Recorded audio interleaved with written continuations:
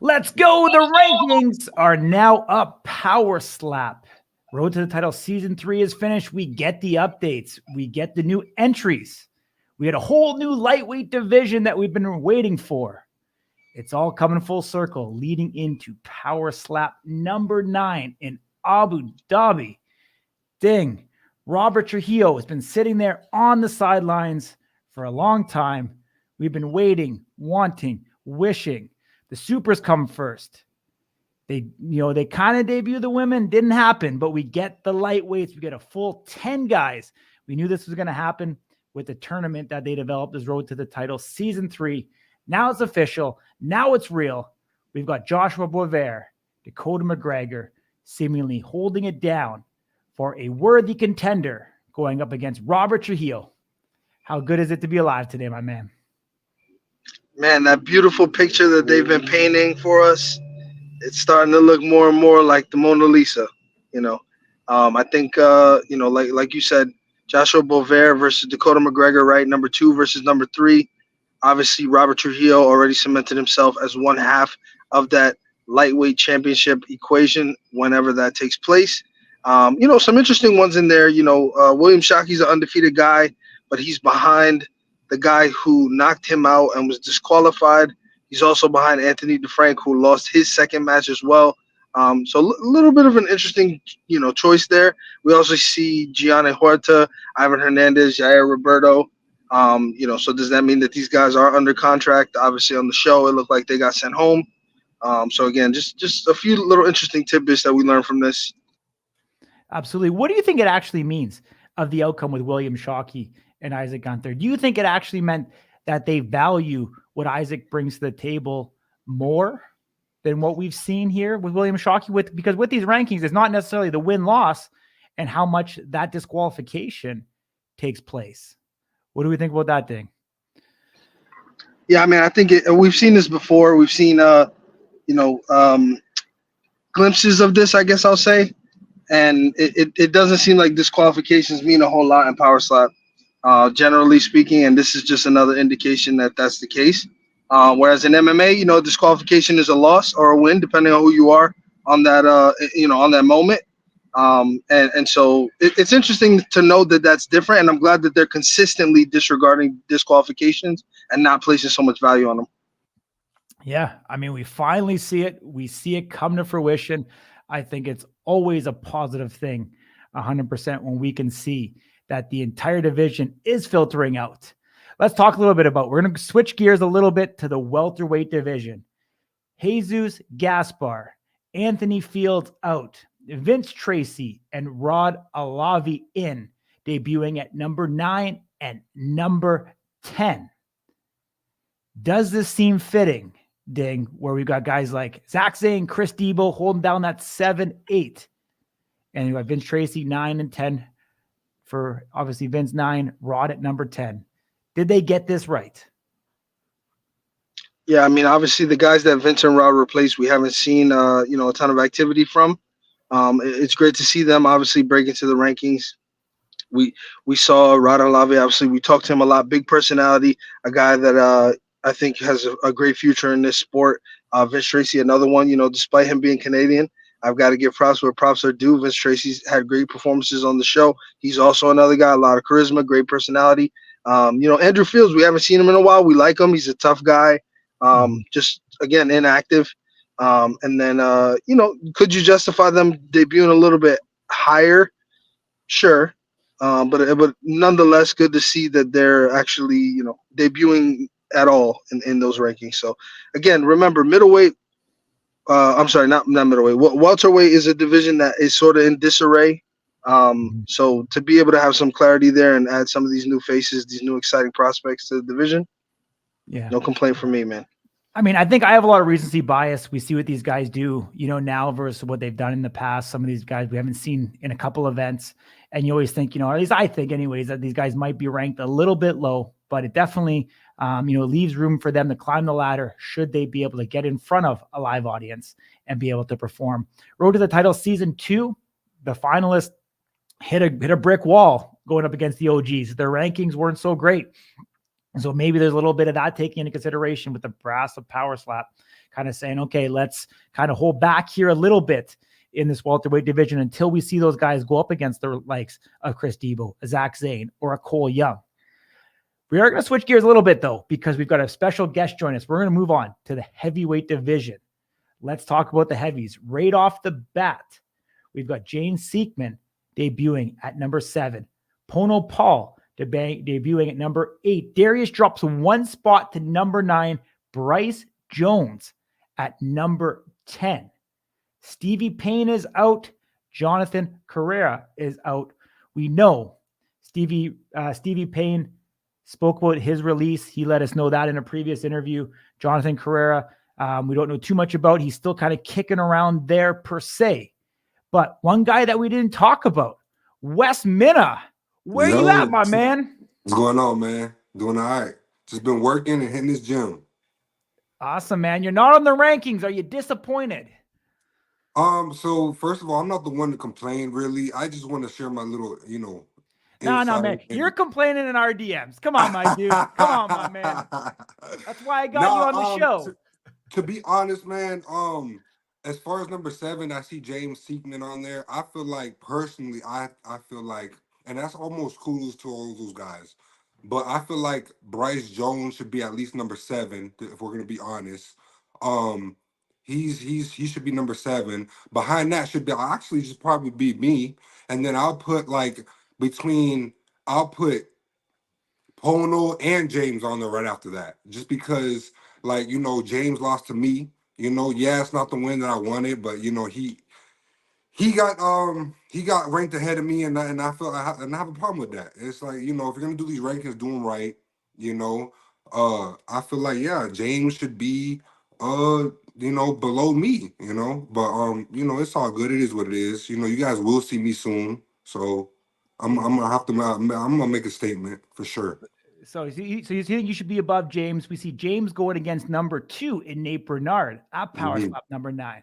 But if you get in there, who do you think should be out? You're saying Bryson? Does that mean that Darius is off the ranking number 10, or do you think somebody else a little bit higher up? Yeah, I feel like Darius could be, off of there, and it should be Bryce, me, James, Pono. That's as far as 7, 8, 9, 10 right there, as far as I see it. 5 hasn't been active, Housley, Ryan Ellis hasn't been active, some of those guys haven't been active for a while. Rightfully so, they should probably stay on there, their ranking. But if you're gonna rank Seekman number 7, I should be above him because I'm the one with the 1-0 record against him. So, that's how I feel. Gotcha, my man. Obviously there's only 10 spots. Not everybody can be there. Mm-hmm. What do you think it means by you not being on it? Do you think that's a reflection of what the brass of Power Slap think about you? Are they still underestimating you? What do you think? I feel like, yeah, they're underestimating me, but at the end of the day, it's my job to perform, and I gotta just, be with it. So it's like, if that's how they feel about me, with whoever my next match is, or whenever I, fight again, I'm gonna have to just make a statement, and then I'm gonna have to just wake up some eyes for sure. Yeah, I don't. There's not too much I can say. It is what it is. I'm not the one to complain, but that's just how I feel. Yeah. Ding. Anything for Wes Minna? Yeah, Wes. I will just say, I totally get your point, man. I apologize. I'm on the road, but obviously we like you as far as your prospects and what you've shown so far for a guy to really climb that division. And again, we've talked about this before, right? Looking the part versus some of the sort of athletes we saw early on come in, didn't exactly look like athletic. And so you have that stature, that sort of way about you. I will say, just historically though, from our perspective, generally speaking, and I don't want you to think this is a you thing. Mm-hmm. Disqualifications usually don't mean a whole lot as far as the rankings go. We've seen it time and time again where, I just used, this example earlier, where Isaac lost to Shockey because he knocked him out with a disqualification. Mm-hmm. DeFrank lost his second fight, and William Shockey's behind both of them, even though he's undefeated. So it's not a Wes Mina thing. I promise you that, my brother. It's just for whatever reason, the way that they've sort of approached this as a leadership team for this sport, they've decided. Obviously, in MMA, the journalists will vote on the rankings, but in Right. Power Slap for now, Power Slap makes the rankings themselves. So what we've seen is that disqualifications don't really change a whole lot for you. Oftentimes, the person that got disqualified, like look at Danny Van Heerden, right? He got disqualified and lost, then went to fight for a title. McKinney never got the chance, and Danny still ranked ahead of him. So I don't want you to think that it's a you thing. That's the point of me saying this to you. It's just No, no, for historically sure. what we've seen. Disqualifications really don't mean a whole lot if you're the person who got that W. Yeah, I completely agree with what you're saying, and I completely understand. So yeah, if that's how they feel, bro, I mean, and they don't really put those disqualifications up to par with the guys that already got a W, in real life. I understand. Yeah. Yeah, I have felt some type of way a little bit. I ain't gonna lie to you. Oh, good, my man. Let's have Yeah, yeah. Go ahead, man. Go ahead. sorry. Yeah, thanks for jumping on with us, man. We appreciate this, and that's why you know what I'll break the fourth wall here for a second. Hmm. We actually did this privately, right? We did like our own little thing, and then I Yeah, said to Corey, like, "Yo, why don't what do you think about this? If we just kind of having this conversation, since you guys are so passionate about it, that's yeah, awesome. But obviously, you DMing us and you coming out here and talking about are two different things. yeah. Obviously, you have you expose yourself, if you will. You become vulnerable when you come up here and you do it. So we definitely appreciate you, man, having not only the courage, but also, speaking your truth. If you feel this way, you Yeah. don't have to be disrespectful or No, F power slap or any of that stuff, but no. you're saying your piece, and I think that you have a great point. And again, I just want to reiterate, man, I don't think it's a West Meaning thing at all. I just think it's just the way that they've approached the rankings in this sport. Most definitely. Absolutely, Wes. I mean, you're gonna be back, my man. I mean, you showed a ton of heart, determination, Mhm. your skill set, your dedication. You have a great pedigree for this. You're gonna follow in line with all the other cats, and I think you're gonna get that opportunity very, very soon. Whether it's not Power Slap number 9, but at 10 or 11, going to come back real quick. I think things are just getting started for you. I'm gonna have a little fun. All right. We're gonna bring in Pono Paul. What do you think of Oh Wes no! Minna thinking he should be ranked ahead of you, my man? Oh no! Honest, right? What's up, my boy? What's up, family? So, to be honest, I really feel like that West should be up there on the 1 to 10. That's it's a big thing to see up there. He went through his match. He still came out with the victory. It's a W on him. So there should be some kind of position for him up there. Uh, I- you know, Corey tried to call yesterday, right? So he said number 9, ranked number 9 up there, Yeah, and he it's did like say that. I got put up to number 8, and it's like so. Here's the kudos for making that call, Corey. Almost Yeah, got Right? close. there. But to Yeah. be honest, there's some things up there that could do some changing. The Bryce Jones being at number 10.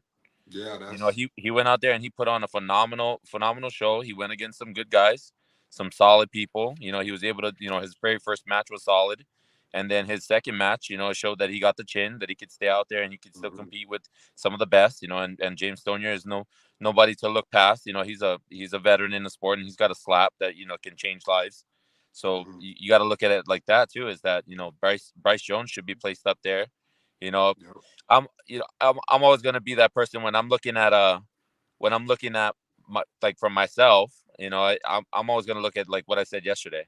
It's like I really feel honestly from just the performance itself, and mhm, it was a very strong match, and it was probably one of the best matches I've seen on season right now.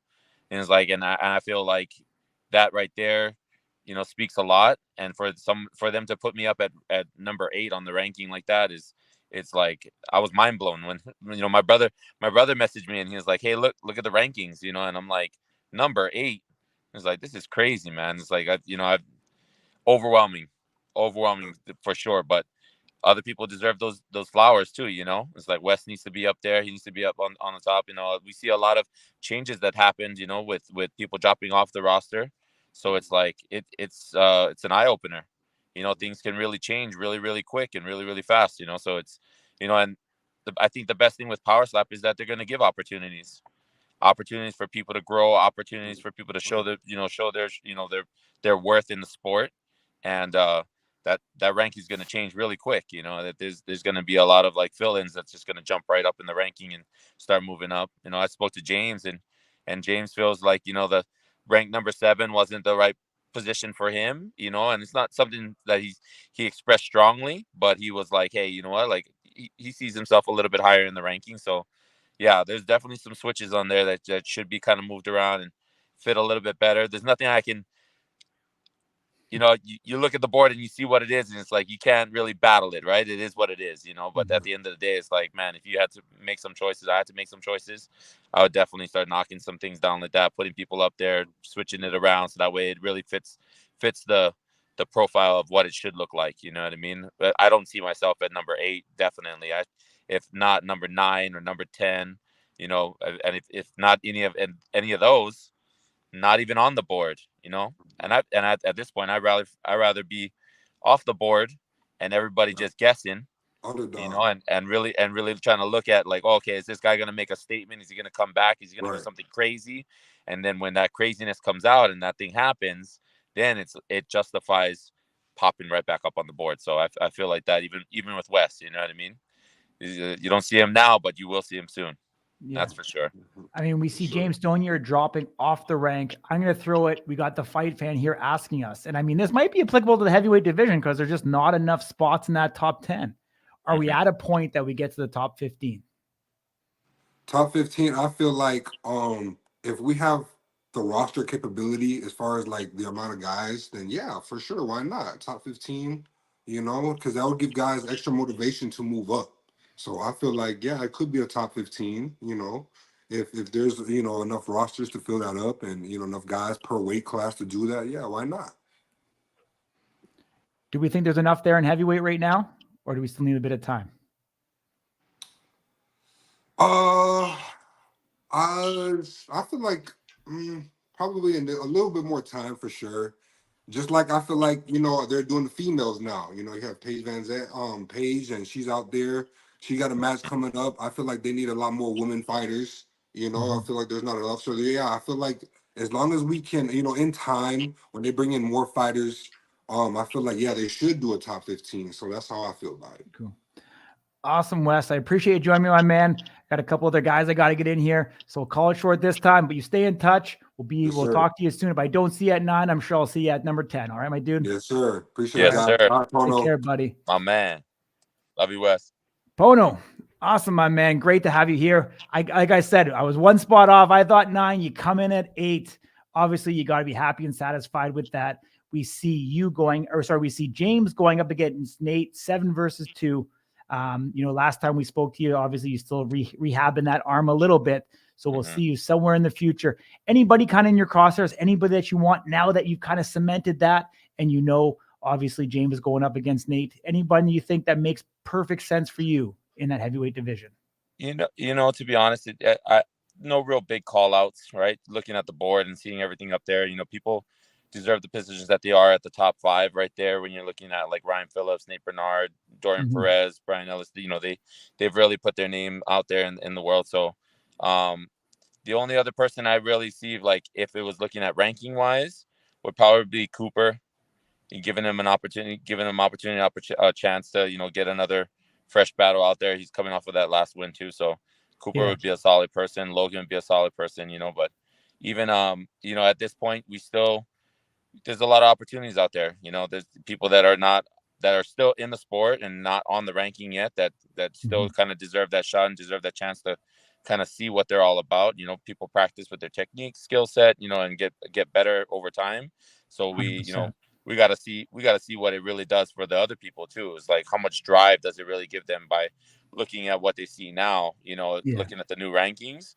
Hopefully it puts a fire under everybody, and it's just kind of like, hey, you know what, if we're not active and we're not really doing what we're supposed to, they're not going to give us an opportunity to be able to be on the show or be able to do the events like that. So, hopefully it lights a fire under everybody to just looking at the new rankings.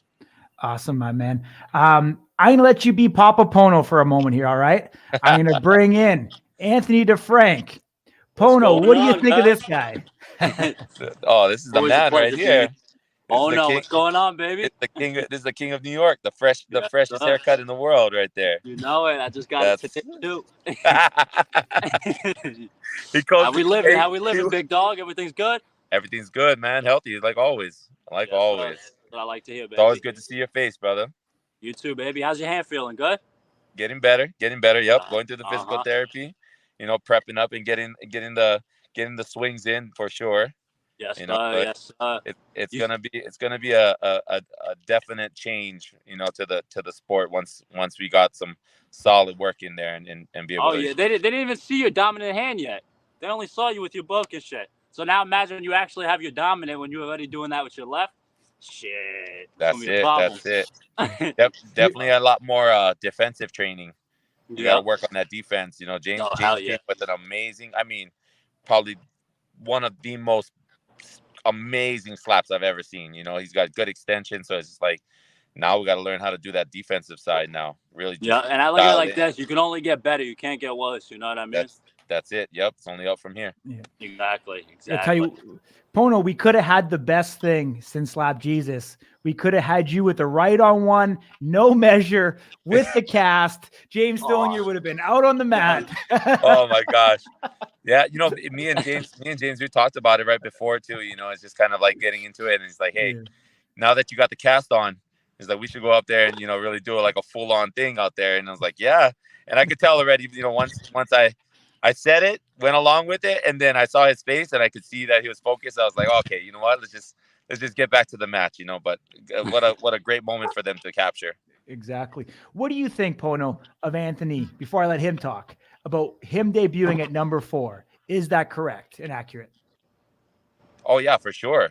You got to look at the way he's coming into the sport right now. He had an amazing fight, amazing battle. He was able to stand there with the best, and get some good slaps in him, and still, even with him being shook, still come back and have that feeling of like, nah, that's not what it is. It's like, let me continue, let me battle, let me go. It's like you can see that a lot of this is really based on the heart. You could tell already. It's like people that are going out there and they really want to just they want to make a statement for themselves and they really want to show who they are. And it's like the more you put it out there in the world, the king of New York, the king of the world. Yep. That's just how it's gonna be. So I can tell in the the confident side of him that he's got it. And now when he goes out there and he delivers that slap, it's everybody just got to watch out for what it is. It's a big thing to be brought to the roster. You know what I mean? And be able to showcase their skill set and go out there and really try to hold up. You know what I mean? So it's like everybody's gonna be on their 10 toes now. Yep, 100%. Appreciate that, big dog. Awesome, Anthony. What do you think overall? Take a look at the entire lightweight division. Anything surprise you here?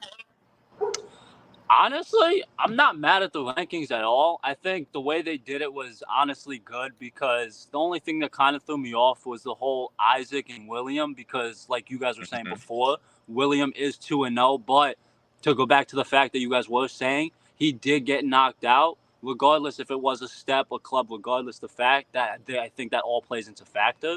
So I think with the rankings, I think they did it good, and it sets up a whole new level of matches for everybody now. Mm-hmm. So I think it's good. I'm not mad at it, if that's to say the least. You know what I mean? 100%, my man. We see the two guys, Joshua Boisvert, going up against Dakota McGregor. I'll ask you two guys, how do you think that match is going to go? I like it. It's excitement because just from seeing Josh's personality on the show, and then watching his matches, he's super exciting to watch. And he's got that strength in him. You can already see the dog in him, right? And I really feel like that's going to be a solid matchup for him to go against McGregor. And then you can already see like how this is kind of it's getting to the point where other eyes are getting on this. So it's like you got Conor McGregor calling him out on the thing the other day, and then that's a big thing right there. So it's like now you got the eyes of different people now. You know what I mean? So it's like now that should light a fire under McGregor and say, hey, you know what? I got to live up to this name. This is one of probably the best guy in MMA sport, right? So now I gotta go out there and showcase what the McGregor name is really all about. So you're gonna have two dogs going out there and battling each other, slapping each other silly. So it's gonna be a good show. To piggyback off that, I would kind of say See, the thing is, like he said, they're two complete absolute dogs. So we know it's going to be a war. I don't think it's going to be a knockout, first round, second round kind of thing. And Yeah. especially with this sport, everything is surprising. You never know what's going to happen. One hit can affect him more than the next. So honestly, I think I don't have a prediction on the fight. I just know it's going to be a crazy, insane fight, and I can't wait to see it. I say it goes. I say it goes for the rounds. Yeah, 100%. At least to the third round, and then from there it's kind of like then you'll see like how much who's got the bigger dog in them, like how hard Who's the hits were affected before more? and who's Yep. affected more. By that third Yep. round, you'll understand like, oh, okay, this guy's more affected, and it might go the different route. You know what I mean? But I say it's a dog fight no matter what. 100. They both have some chins on them too. The only thing I would say that Josh kind of has the advantage on him is where Josh hasn't been dropped yet at all. Dakota did get dropped, but he did get right back up right after that, so I can't really use that against him. That's true. That's a good point, Anthony. I think what's interesting about what you just said is I always wonder though, when a guy faces the kind of adversity that puts him on his tail, if he's never been there before, how does he react? Mm-hmm. And so I think that while that could be a great thing for him because it's never happened, it could also be a negative thing because he doesn't know how to behave once it does. And we know Dakota McGregor is a fight back kind of guy, right? He doesn't. He's not going to just lay there and call it a day. He's going to get back up, and he's going to get back up there in your face. And if you've never experienced that, you may not, in that moment, you may not have your wits about you, in that way. But anyway, I'm curious, gentlemen, what you guys think. Obviously, James Siegman is going up against Nate Bernard, so that's number 7 and number 2. We've sort of seen this story multiple times where, hot prospect, they come in, they get rushed to the title, and then they get shut down, and now they're playing around in the middle of their rankings. Do you think it's too fast? And that's the only question I have about the rankings is when you look at like DeFrank, I think you're honestly sort of set up for failure because you're in a new division that had no rankings. So your only options are a guy that you already fought that you came up short against, or 2 other killers, and then and then that's probably a number 1 contender fight for the title after it all happens. So it's like you don't get that opportunity to grow. People may disagree with me, but I'm a full-blown proponent of people taking their time, get as many fights as you can, experience what it feels like to get hit by somebody who knows what they're doing, somebody who hits hard, somebody who's going to foul you, right? And so that you can understand in all those situations and all those sensations and all those experiences, what can I do? What can I do better? And how can I grow? It's like what I just talked about a second ago. If you've never experienced it, you're really at a disadvantage. So what do you think about, a guy like James Siegman? Seemingly, if he is able to get through Nate Bernard, he's knocking at the door of a guy named Damian DeBell, who's probably the most dominant champion we've ever seen, as far as the way that he's disposed of all his challengers. So honestly, to go off what you were saying, I think that you're definitely onto something there where the season, you kind of have your 2 fights and then you kind of have the contender match and then the title. But like you said, you do kind of have to build up to it, which is that's why I'm kind of not mad about me losing my match, because then I would have went directly for the title. And even if I won that, I feel like I didn't really earn it. See, now that I'm a little lower in the rankings, I feel like, okay, now I'm going to face Isaac, Williams, some of the lower guys where I actually have to earn my spot to go back up against somebody who's going to be either Dakota, Josh, or Rob, which is going to be the end goal, who's going to have the title. Which I told Josh, I told him if me and him go again, I think it's going to be a title match. So I think it definitely plays a factor because you see people fresh off the season, they go straight into a match, they're killing it, they stop fighting for a year, and then like you said, they get dropped, they don't know how to handle it. Oh, we lost him.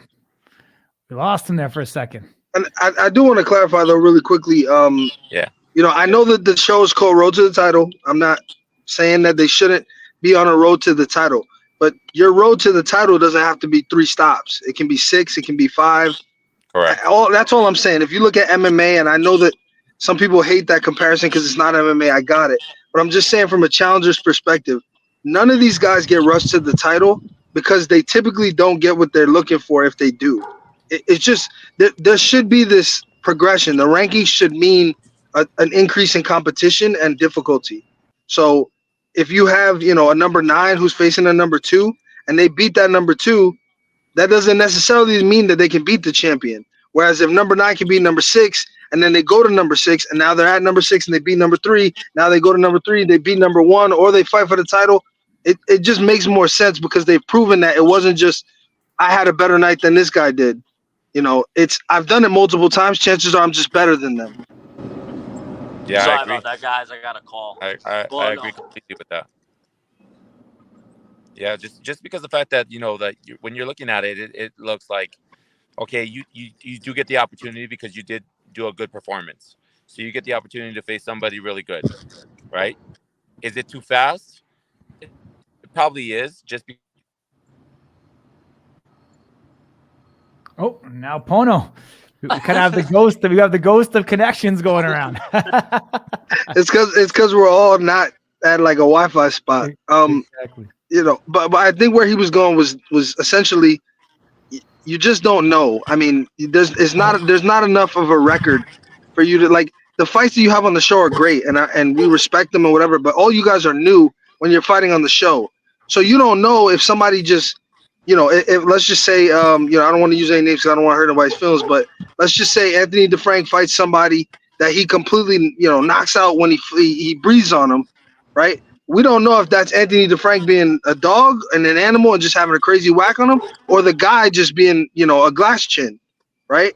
And Yep. so you have to sort of prove that it wasn't a fluke, if you will. And the way that you do that is by fighting increasingly more difficult competition.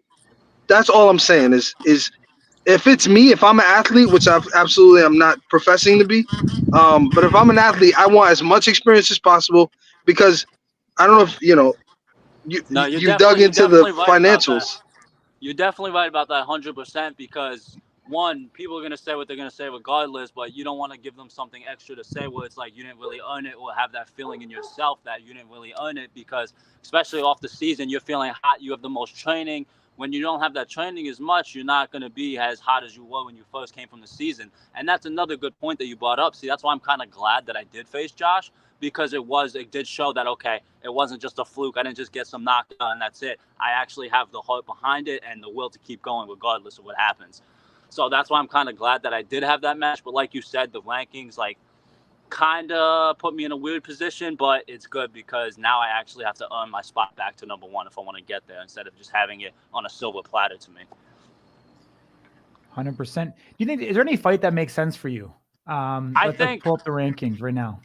Honestly, what I think is going to happen next is going to be me and Isaac. He has that boxing background between him, and I think he showed out the most. If it wasn't for that stepping, he would be undefeated right now.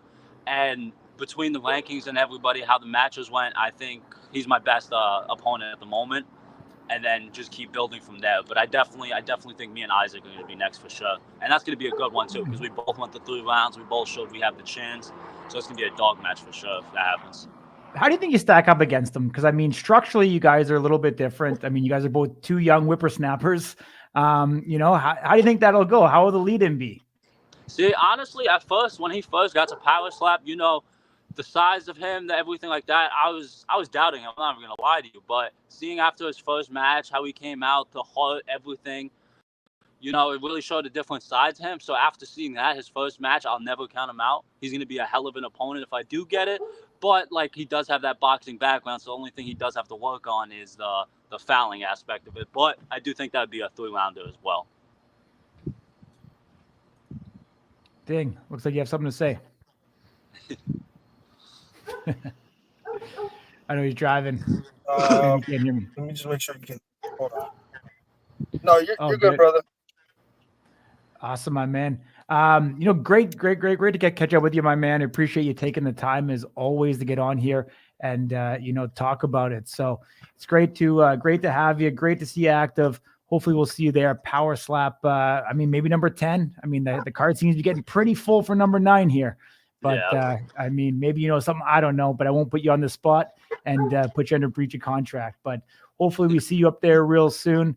And you keep doing your thing, my man, and working hard every single day. All right? Appreciate it, guys. It's always a pleasure to be here. And you guys will see me very soon. Just know that.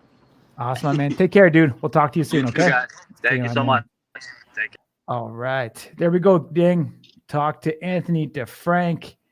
Got his kind of, look at it. As you said, kind of in a bit of a tough spot. But, you know what? He'll have to earn his way back up for, a shot at someone higher in the rank for him. And, he's on that longer road, but, it might prove more fruitful in the end. We'll see. When you're talking about, I think, Nate Bernard got rushed to that title shot, 2 fights. Kalani got rushed as well. Danny as well getting rushed. It's never worked out. It just has not worked out yet. And I'm not talking about. I think a lot of it, the inclination is to just sort of put your ego in it and say, "Oh no, I'm ready. I'm that good." It's not necessarily just about that. There's mental aspects to it, right? How to deal with adversity when you're preparing. There's what if your opponent does something you don't expect or you didn't train for? If you're training and preparing to get hit on your left side and you get hit on your right side, that could be different. If somebody like Alan Klingbeil is winding up very quickly, that could mess with you. We've talked about this throughout the whole season. Different wind-up styles, freaking people out, kind of taking them off their game, right? Getting hit on the opposite side than they expected to. You name it. People not giving them adequate time to prepare before they take another strike. There's just so many factors. So you want as much experience so you get enough different looks, if you will. This isn't like in MMA. Obviously, you have different styles of fighting, wrestling, boxing, all these other disciplines of combat. In slap, though, there's attributes that people can change. You want to see as many of those attributes as you can before you go up there against a guy, especially if you're talking about heavyweight. I mean, forget about it. Damian DeBell throws like an overhand slap that everybody, like, I've never heard anyone who says that anyone hits harder than DeBell. Anyone who's faced him has, one, ended the fight, due to knockout or TKO, and two, they all say he's the hardest hitter they've ever faced. He hit him with something they've never even dreamed of being possible. He doesn't look like he can, but he can. And so you have to be able to have that sort of experience and be able to sort of pull from a tool set or a skill set of training and knowledge that you have, so that when those moments come, you're like, I remember this. I know how to handle this, right? Yeah, I mean, I definitely agree with you in all of that. And we'll see as time goes on. Like I said, there was a big brick wall set up by the OGs to welcome Road to the Title Season 2 guys in at the Durango. It was a rude awakening. It was proven that there's levels to this. We're going to slowly see if it happens again. I know we're getting those matchups, with the guys from the show on number 9. It'll unfold over the next 2 events because we do have a James Seekman versus Nate Bernard. We're going to see how that youth first experience, how much it actually plays in, and if the experience is still going to win out. If you're betting on it, I mean, historically, that's what we've seen. But, this one is definitely shaping up to be interesting. I'm actually kind of excited to see how some of these rankings come out and how wild some of the betting lines will be for this, because we know every time there's new guys, we end up with some big dogs and we end up with some odds in your favor. But we do know from the betting side, anything can happen in one strike. We know Vegas is incredibly smart. We get proven that time and time again. We see Alan, in the comments right now. Alan, if you want, check your DM, my man, on IG. But we've got Alan, obviously here giving props to the OGs. But we'll see, man. We'll see how it all unfolds. I think it's great. I know we skipped a couple of divisions, so let's kind of dub back on it, all right? Let's get in the light heavyweight division. We have Luke Simons coming in number 8. We've got Cody Belial and Colton Cole dropping down 1 spot each. And then we have Soren Kamsa going off the rank. We kind of talked about it before. Is this the end of the line now for Soren Kamsa? Is this kind of the nail in the coffin that now takes him out of Power Slap after the ordeal that he had in the posts calling out Frank Lemasella in his DMs? And I mean, Luke Simon as well. Is it too low to debut at number 8? I hope it's not the last that we see of Kamsa. I don't know that him being removed from the rankings is necessarily an indication that he's gone. The reason I say that is that the only guy that he's beat in Power Slap is unranked also. And so I don't know, how much weight you can really give to that in longevity, even though we know his history. You can't necessarily consider his history when we're talking about Power Slap rankings. As far as Luke goes, I expected him to debut at the number that he debuted at, or something very close. It's just I think that because of the talent that's in that division, it might seem a little unusual because you have guys like Cody Bilal, Colton Cole. Cody Bilal hasn't fought in a little while. You could swap him maybe in TJ. He did beat Allen, so that's a little bit of a weird one, right? Where Allen still sits at number 5. It's almost like I don't know. It's weird. It's almost like you want to put him in the rankings, but you don't want to put him too far ahead, which I respect and understand. Mm-hmm. But why not just push people up, move Allen back, and leave Luke at, let's just say, 8? But I guess maybe putting Allen at 9 would kind of be like, a knock on him, so to speak, given all that he's accomplished. But yeah, I don't know. I don't know what the right answer is. But again, I mean, a guy that you lost to being behind you is weird. No, absolutely. Luke Simon is that new shiny object right now. I think so. Maybe, kind of that recency bias as I talked about, wanting to see kind of him come in, a little bit higher in the ranks. The guys that are ahead of him, a guy like TJ Thomas, Delvin Hamlet, don't necessarily have that shine right now. But we'll see. I mean, it doesn't mean a whole lot. Obviously, as we know, number 7 going against number 2 as it relates in the heavyweight division, James as well going against Nate Bernard. So I think we're going to see Luke probably debut against someone in that top 5. Ding, it looks like you're parked. I know you got to go. I'll let you go, my man. I'll finish off the show. Got a couple guests in the waiting to bring on here, but appreciate you joining on. As always, Slap News holding it down, giving you guys our live instant reaction. But I'll give you one last one. Anything you want to say to Alan Klingbeil before you go, Dig? Yo, what's up? What's up, Alan? No, I don't want to say anything specifically to him. I mean, I don't know if he heard me say. Fuck you, Alan. Ding is out. Okay. What's up, man? Good, man. How are you? I'm doing good. I'm just I'm outside doing some yard work and listening to Slap News right now, man. What do you mean? Fucking pussies wear gloves. Come on, buddy. You got to take those off and grow those calluses. You got to be in the work. Come on, man. You got to be scratching those calluses across people's faces. Come on. The live reaction, you get the raw truth, my man. Ding's gone. Daddy's gone home. And now I'm free to say what I want, my man. Damn.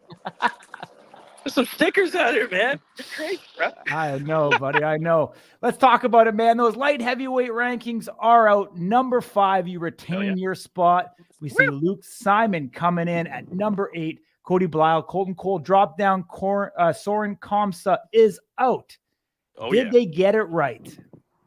Man, I'm not bitter about anything. I think they did a great job with the rankings on the light heavyweight. I feel like in the past, I thought sometimes man, that's kind of a weird lineup. I think Garrett Blakesley staying at number 4 is interesting, but outside of that, Luke, it was a win by decision, so I think 8 is appropriate as opposed to if he had knocked me out. I would concede that he would have been able to get the number 5 spot, but split decision. I feel good about that. I think Colton Cole staying at number 10 is still a good choice, and Cody Bilal, it sucks, but he got a massive knockout the last time, so I see why he dropped down. And I don't know, I feel good about it. I feel pretty good about it. So are you surprised you stayed where you did, even with that loss? I mean, yes and no. I guess I mean, I think I could say this. Yeah, they told me that it was an exhibition match, so it wouldn't affect my rankings or my ability to compete in the future or anything. So I was just, whether I won or lost, they're like, even if you get a massive knockout, you're not going to go up to number 1 or anything like that. And I was like, okay. So I guess I'm not surprised on that end, but I have heard from other people, they told them that, and then they, changed things later possibly. So I don't know if it'll affect my record or not, but man, I don't know. It's like one of those things where you're like, it's a split decision. And I don't know. I don't know how I feel about the last call. So I was just I don't know. He kind of came forward. So, I think that changed the trajectory of this lap. That's my honest opinion. If you look at it, he comes forward. I've rewinded it so many times. I was like, did I just club him or did he come forward? He totally drops his chin. His whole face goes forward. So I'm like, I don't know, man. Split decision. I had people come up to me right after the match. They're like, dude, I had you pegged to win. I don't know why. So That's how I feel. I'm just giving you the Yeah. honest truth, man. Just give you the honest truth. So I hear you, man. I can't take you serious with that glove. I either think O.J. Simpson or I think Michael Jackson. I don't know, my man. You keep doing this, and it's like my mind's going elsewhere. all right, hold Buddy. on. Oh, let me All take it off. Let me take it off. Well, I'll just use. Do I still have you, Alan? Yeah. It's my- Oh, we're getting bad reception. Are you channeling your Oh, inner? you're still there? Can you hear me? Yeah, I'm still here, man. Are you channeling your inner Vern Cathy, working the land, working the soil? I think so, man. You know, I'm becoming one with the earth. I'm getting grounded. That's the whole thing now, right? So yeah, feeling the feeling, raw elements. You know. Absolutely, my man. Great to see you, man. I know we've talked about it. Power Stop number 9, Power Stop number 10 coming up. Hopefully we see you there at one of those events, either competing or I know you're a true warrior, obviously making sure you always keep your name, relevant. We see you acting. We see you doing all kinds of stuff, my man. So much love, much respect for doing what you do. And let's just keep on rocking, my man. Let me ask you one thing about the middleweights. Did you get to hang around Joshua Newsom at all? And talk to me about him a little bit. Joshua Newsom. That doesn't sound like a good reaction, so probably not. Yeah, I'm trying to Joshua Newsom. Like in my mind, I bet I would, if I saw him, maybe I would remember. But I bet so many guys. All good, my man. All good. I appreciate you, Alan. Take care, my man. We'll chat real soon. All right. Yes, that's good. Thanks, man. All right. Thanks for having me on, man. Take care, buddy. Bye. All right. There's our wrap-up video reacting to the Power Slap rankings. Hopefully you guys enjoyed it. Little impromptu. It just seemed fitting. Lots going on. So always great to chat with you guys. We appreciate you. Much love. We will be back with Smack Talk coming this Tuesday, 4 p.m. Pacific. That's 7 p.m. in the East, unless we get some groundbreaking news that comes over the weekend. But you never know, because Power Slap keeps giving us the gift that keeps on giving. Much love. We'll see you back next week.